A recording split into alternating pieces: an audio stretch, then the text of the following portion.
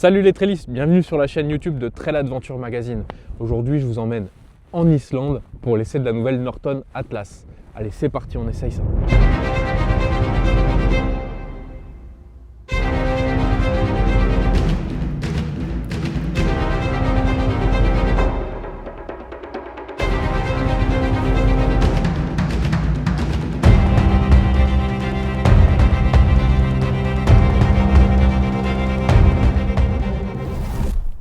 Ça, c'est la nouvelle Norton Atlas Apex. Mais avant de te parler de cette moto, faut revenir sur un nom qui fait partie de l'histoire de la moto britannique. Norton, c'est plus de 125 ans d'histoire. Une marque qui s'est forgée une réputation en compétition, notamment au Tourist Trophy sur l'île de Man, avec des machines devenues mythiques comme les Manx, Dominator ou Commando. En France, beaucoup la connaissent aussi grâce au Joe Bar Team, ou encore pour ses étonnants moteurs rotatifs engagés en endurance dans les années 80. La marque a pourtant connu une histoire mouvementée. Après plusieurs faillites, elle renaît dans les années 2000 sous l'impulsion de Stuart Gardner, avant de replonger dans des difficultés dont on ne parlera pas ici. En 2020, le géant indien TVS rachète Norton et investit massivement pour reconstruire la marque. Nouvelle usine à Solihull, nouveaux moyens de développement, une véritable stratégie industrielle et une absence de quasiment 6 ans avant de montrer ses modèles. Après les V4 qui sont sortis en début d'année, voici donc la première véritable moto d'aventure de cette nouvelle génération. Le nom Atlas, lui, il n'est pas nouveau. Il apparaît dès 1962 sur un gros bicylindre de 750 cm3 destiné au marché américain. À l'époque, une moto d'aventure, c'est pas un trail bardé d'électronique. C'est avant tout une grosse routière capable de quitter occasionnellement l'asphalte avec quelques centimètres de débattement supplémentaires et des pneus un petit peu plus polyvalents. 60 ans plus tard, la philosophie, elle a radicalement changé. Cette nouvelle Atlas, elle repose sur une plateforme entièrement inédite, quoique un peu partagée avec BMW. Elle reçoit un bicylindre parallèle de 585 cm3 à vilebrequin calé à 270 degrés, elle développe 70 chevaux et presque 6 mètres kg de coupe. Le moteur est associé à une boîte à 6 rapports équipée d'un shifter en montée et en descente de série. Le châssis adopte un cadre tubulaire en acier utilisant le moteur comme élément porteur. Il est associé à un bras haussier en aluminium, des suspensions Kayaba entièrement réglables avec 180 mm de débattement.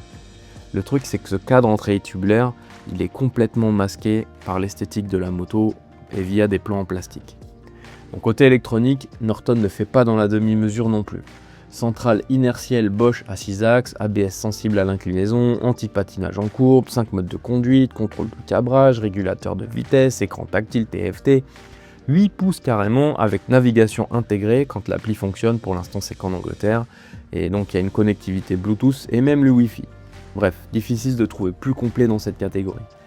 Même le design y cache quelques détails techniques intéressants, comme cette cheminée d'extraction qui évacue l'air chaud du radiateur à l'écart des jambes du pilote, ou encore l'éclairage de virage intégré sur cette version Apex.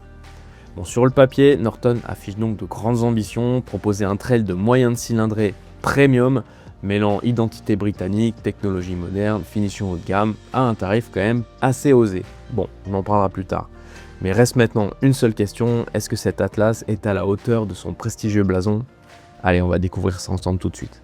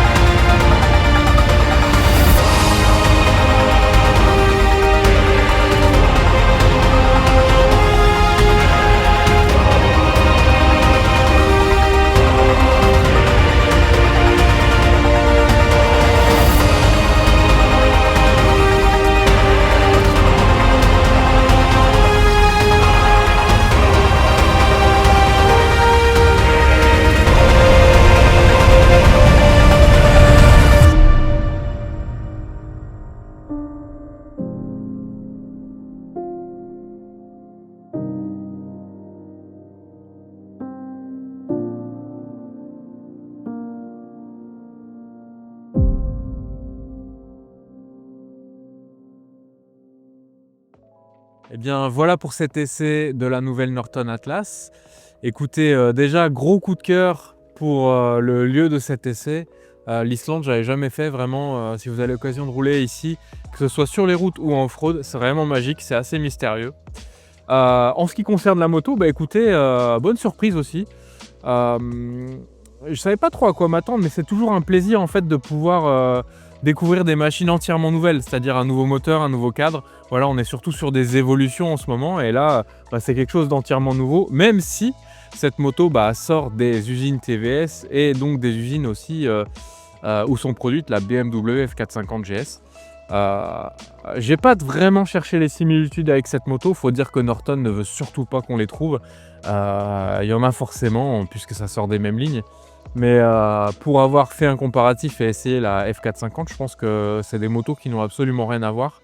Il faut savoir que c'est quand même un moteur avec beaucoup plus de cylindrée. On est plus sur un 600 en fait qu'un 450. On est sur une moto un petit peu plus GT, on est sur une moto un petit peu plus massive, un petit peu plus touring. Et je trouve que dans cet exercice, elle m'a carrément séduit. J'ai trouvé que la protection était bonne, le confort était vraiment pas mal, l'ergonomie était aussi plutôt réussie. Donc voilà, vous avez pu le voir pendant l'essai, mais la moto, techniquement, elle m'a quand même assez emballé. Je trouve qu'en plus, il y a plein d'options électroniques qui se rapprochent un peu de ce qu'on trouve actuellement sur le marché des motos chinoises. Donc on a cette instrumentation qui est quand même énorme. Alors on n'a pas pu tester l'appli malheureusement, j'espère que ça va fonctionner un jour. En tout cas, commodo, régulateur de vitesse, centrale inertielle, traction control, les modes moteur. Tout ça, c'est quand même très intéressant sur une moto de 7 cylindrées. Voilà, le moteur, en plus, je l'ai trouvé assez péchu. Je dirais juste là, il y a un petit détail technique que je trouve intéressant, c'est qu'ils ont quand même pensé à développer un aspirateur d'air chaud qui est placé juste là sur le moteur, sur la droite, et qui utilise le sabot pour extirper l'air vers l'extérieur. Donc bon, il y a des petites pointes techniques, alors je vais dire indienne, mais je devrais dire anglaise, je sais pas. En tout cas, des petites pointes techniques intéressantes. Voilà, donc c'est une moto aussi avec un design assez atypique. Je pense que je vous laisserai juge de cette ligne. En tout cas, elle change, c'est quelque chose de nouveau. Donc même si moi j'ai tendance à préférer les motos qui montrent vraiment leur cadre et qui limitent tout le superflu, celle-ci, elle a l'avantage de proposer un design assez nouveau. En tout cas, je vais peut-être vous parler du tarif maintenant. 9 250 € pour la version standard et un petit peu plus de 1 500 € pour la version Apex qu'on a ici aujourd'hui, qui a un petit peu plus d'accessoires électroniques et une bulle réglable. Écoutez, c'est des tarifs qui sont assez élevés, contrairement à ce à quoi on peut être habitué sur le marché de la moto chinoise par exemple. Mais c'est une moto qui est dans sa petite classe à part, et puis Norton a quand même cette volonté de se la jouer un petit peu premium. Alors je pense que sur ce qu'ils présentent en ce moment en moto sportive, c'est valable. J'ai malheureusement pas eu la chance de l'essayer, pourtant j'aurais vraiment aimé. En ce qui concerne cette moto-là, je trouve qu'il y a quand même des petits détails qui montrent que c'est pas une moto à la finition.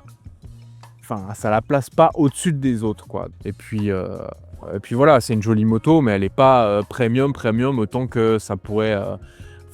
Sur ce segment, ça pourrait l'être. Voilà, c'est une nouvelle offre, c'est une nouvelle moto, c'est une nouvelle histoire qui démarre, et ça c'est intéressant à raconter. Cette année, on l'avait dit un petit peu en faisant notre bilan au salon de Milan. C'est l'arrivée de ces marques indiennes. On a aussi Hiromoto qui va présenter des choses. Je dis marque indienne, même si c'est Norton, c'est aussi un petit peu TVS. TVS d'ailleurs qui va se lancer aussi sur le marché français très bientôt. Patrick va essayer la prochaine version très prochainement. Donc voilà, c'est des bonnes nouvelles parce que ça booste le marché, ça fait des nouvelles offres. Et puis voilà, cette moto, écoutez, moi j'ai passé un bon moment à son guidon, donc ça mérite d'exister, ça mérite aussi d'être essayé par vous. Alors pour l'instant, le marché en France, il n'est pas hyper développé. Enfin, pas le marché, mais plutôt le réseau de concessions. Mais toujours dans leur envie de faire du teasing chez Norton et de nous annoncer les choses un peu au compte-gouttes. On devrait, après cette vidéo, avoir plus de news. J'espère que je pourrai vous les transmettre dans Trail Adventure Magazine, le papier. Donc je vous donne rendez-vous là. Et puis je vous dis à bientôt pour de prochains essais. Allez, à plus!